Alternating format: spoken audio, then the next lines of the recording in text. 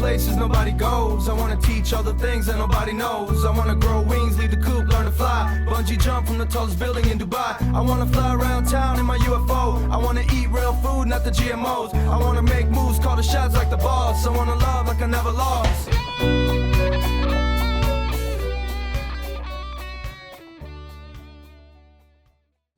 Welcome back to Desertwood Days, and I am here with the lovely Mechelle Tucker. Woo, woo, woo. I am here. I am so excited. Welcome. Thank you, and I'm so proud of you, of all of this. Kudos to you, and I'm honored to be on season 1. Yes, yes. Thank you very much. Such a pleasure. You know, everybody think they know this Mechelle Tucker. I want to know the Mechelle before the win-win-win Mechelle. That little Mechelle. Right. To be honest, that Mechelle was extremely like Michael Jackson shy. Really? Right? I was very quiet, very serene, very quiet, you know what I mean, and shy. So this being in front of the camera, you know, whatever people think they might see from social media, like this is strictly me operating in pure passion and walking on pure faith. Yes, I love that. I love that. So when Mechelle, let's say 17-year-old Mechelle, let's say 16-year-old Mechelle, what was it that Mechelle wanted to do with her life at 16? You know what? Back then, we were just happy to be out of LA. My mom moved us here when I was a freshman in high school. And at that time, it was such a transition for us leaving LA and coming to Phoenix, Arizona. Hot Arizona. It was such a culture shock. Yeah. There was definitely a hard transition for the first couple of years because we totally left our family. Yeah. We left our childhood friends. We came to Paradise Valley in the late 80s. Back then, it was long distance to call south of Bell Road. That boondock. And obviously, there was many people of color. So to be able to find people to identify with, to be able to find people who are part of our culture, during that time, it was like a discovery phase. But I've always had dreams, ambitions. I still at 17 wasn't quite sure who I wanted to be, where I wanted to be. I know even back then, I always had a love for people. So being part of service, even dating back then, because now you got me jotting my memory, makes sense for who I am and what I do now. Yes. I'm going to say this again because I said this on a few other episodes, is that I don't believe we just fall into where we are. This is always was meant to be who we are. That's our purpose. I agree. I didn't just decide today or a few years ago, I want to be in the entertainment industry or want to do all the things that I've been blessed to accomplish. I look back and we used to play houses. We used to live in this house that had these little houses behind us.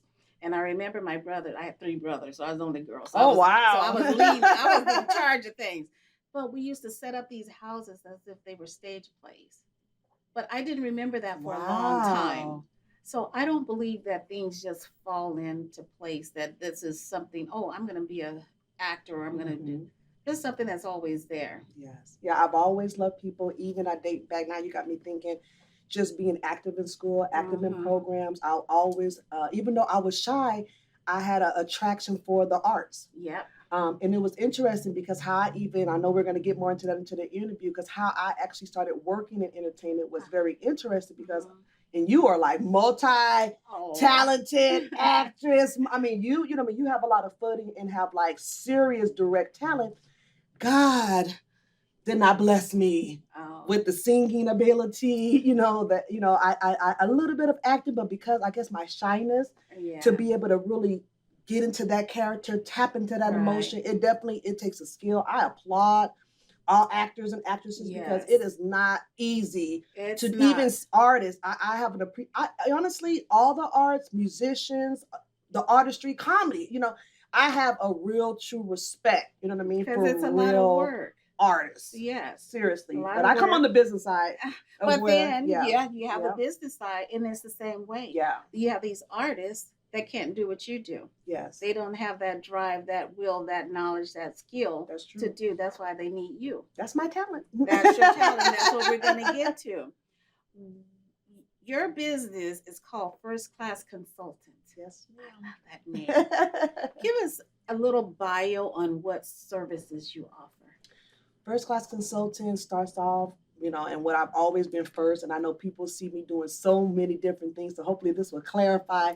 I'm a consultant, people come to me with information, with ideas, with strategies, and I help them bring that to a reality. Mm-hmm. I've been around, if I don't know anything, I know people, and God has blessed me with a skill and a talent to be able to configure, to be able to put things together, in people's lives, but like a puzzle, right. And be able to understand from a marketing standpoint, a PR standpoint, a business standpoint, all of these different elements of business, and be able to bring that together right. to get to the whole pie, which is what we all want. Right. And I'm dealing with so many business owners, especially in the entertainment sector, right. which is what dove me into that. Because most of the individuals were just talents. Right. They had no business development, no business platform. But they are doing business. Right. And they're leaving so much money on the table because they're not stepping into it right. with ownership as an entrepreneur. And you're right. And losing more than they're gaining is what they're doing. And this is one thing my coaches used to get yelled at about, because like you, I'm a server. Yes. And someone would get my inbox, can you tell me how to do this, or can you help me with this? And I'm completely always, a lot of my days are in my inbox helping people. Yes. So, yes, but we can't do that. I mean, they have to value your service as much as you do. So we were speaking about First Class Consulting and the services that you offer in the entertainment industry, which is why I'm so happy to have you here. Because as entertainers, we have to remember we're a business. Yes, absolutely. We're probably losing out money while we're doing our taxes, for one, because a lot of times people don't know what to write off, what they can, what they can't. So having a consultant to help them in a lot of these areas will be beneficial, because a manager isn't always a consultant. Absolutely not. So that's where you come into place. Yes. And can you tell me a time with an entrepreneur or an entertainer that you were able to help to see how your business could be an asset to them? Yeah, there's definitely so many different scenarios where it's kind of like I've been in situations where it's dealing with crisis management. Sometimes I come into a PR standpoint. Sometimes I work in the event space. So there's sometimes management, development, resources, just somebody being able to be an extra set of eyes and ears, because as the face of the company or the artist of the company, you're often on the front, but you don't know what's going on behind you. You don't know what's going on the side of you, especially when it comes to your business. So they're so busy managing themselves. Right. They also have an image. They also have a brand. You know what I'm saying? So I came in those scenarios to be able to clog holes, to be able to vet out certain resources, to make sure they're able to monetize, and also be able to get the necessary exposure so that they're able to make it worth their time and their wow. So it's been so many different scenarios where it just being, for me, I'm just being a vessel. I truly, truly am passionate and love what I do. It's been a journey. That's something you have to do, is love what you do. Absolutely. If you're doing it for money, I mean, of course we all want to be paid, but if that's your main reason for doing it, I think it is safe to say, especially when it comes to the footprint of business owner that I have sold countless in, and that's kind of like my mantra is the win-win-win. And I was saying win-win-wins before DJ Khaled had it in a song. I've been on these win-win-wins. Yes, I've been on it. And people know this. Like, I have people who will walk up to me and be like, win-win-wins, win-win-win. But I'm like, I'm not just talking it. Yeah, I really live a win-win-win lifestyle. And what that represents, because, I'm also dubbed the networker's networker, because networking is all about my business. I've actually grown my business to what it is because of the power of networking. So I would never turn my back on networking.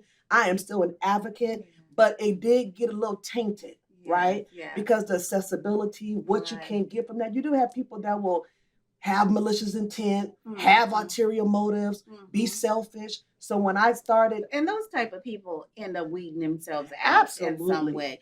And you'll hear people saying that, and that's why a lot of people don't like going to networking Yep. events. But I think those people will eventually be found out and weeded out, and the good Yes. people will be seen. Because it has to be in you, not just on you. Right. And because this is something that I'm in, there's people who have told me, I've seen me out of events and was like, I've been watching you for 5 years. Ain't never said a word to me, but was like, I watched you because there's so many people that come and go, like you just pointed, don't have the pure intent. And that's why I called my company First Class Consultant, because it's all about giving that first class service. Right.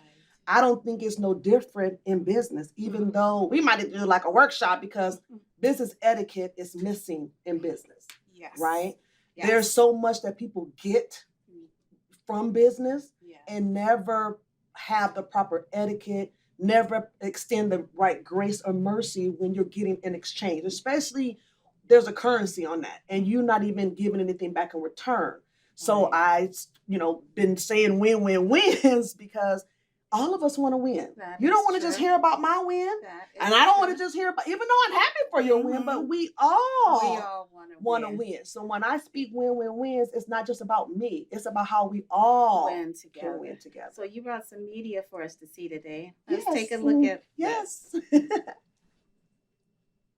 Yes. And that's pretty self-explanatory. I have a great friend of mine. He was born and raised in Arizona.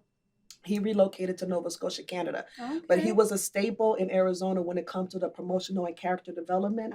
Arizona Lottery, major corporations here, and he started the Hop from Phoenix concept.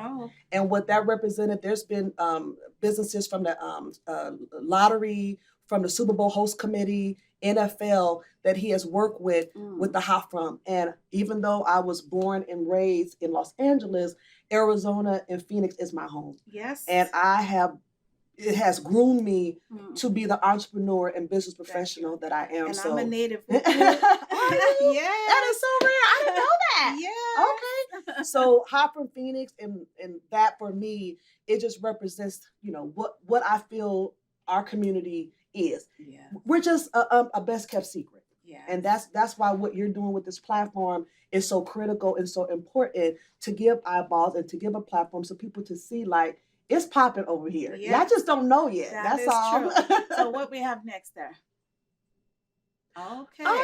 Yes. Actually, just September, I actually was in Dallas assisting Leticia Scott Jackson with Keeping Family Connected nonprofit. She's doing some amazing things in Dallas, being able to offer free transportation services of kids who have families who are incarcerated. Yes. And I mean, like, first class. I mean, they get picked up in like Maybachs and Mercedes trucks and, things like that. So I actually worked as a consultant and kind of just giving her some marketing strategies and ideas to assist. So I actually came ready in my all white. I had so many people compliment me, call me about this whole outfit. But, for me, it was just being professional, being able to expand my brand, being able to, even though we're still kind of in a mini pandemic, but still there's a going out there to support. Yes. And, and being able to thrive outside of Phoenix, which is important for me. I've been to Africa. I do stuff nationally. So even though I'm based here, my brand is global. Okay. And that's the way it should be. That's the mindset you should have. So what do we have here? That's just one of my, marketing promotions, just pretty much letting people understand, like, I'm about the win-win-wins. I'm the queen of it. Okay. There's nobody I've met to bring opportunities where nobody was left behind, right? So for me, and being very intentional and being very conscious of making sure that every time I walk into any business transaction, that it's about the win-win-wins and being able to monetize and capitalize off of that opportunity. Once again, that's just a little bit of bio about First Class Consultant. Once again, winning, the win-win-wins is all about who I am and what I'm about, and kind of just goes a little bit more into depth about my consulting firm and the who, what, when, why, and how of First Class Consultant. And that talks about me. Which you need to have. Yeah. And that just, once again, validates and speaks to me being a networker's networker. I actually have a podcast that I'm in development with called the Networkers Podcast. I took a break because I had a baby at 41. A lot of people were shocked at that. And prior to that, like, I've been very major in my networking in town. I mean, I was the chapter president for the West Valley Power Networking Group. Okay. I've actually had my own networking organization called the Arizona Coalition. I've been a part of Scottsdale Team Players. So when it comes to that networking piece, I don't play. It's serious to me. So where can our audience find you? Everywhere online. I mean, I'm from pretty much every platform. My primary platforms is obviously Snapchat and Instagram. So I'm at Mechelle Secrets. That's M-E. There's no I's in my name. M-E-C-H-E-L-L-E Secrets. First class consultant. I've been on the internet over 10 years. So you can just Google Mechelle Tucker or First Class Consultant and you absolutely will find me. Or just contact Kathy. And she'll make sure we get connected. It was a pleasure having you here today. Yes, I'm so happy. We didn't talk about the hat, but I'm happy to be part of the Halloween spirit. Thank you for joining us here today at Desertwood Days. I am your host, Kathy Blaze, and we will catch you next time.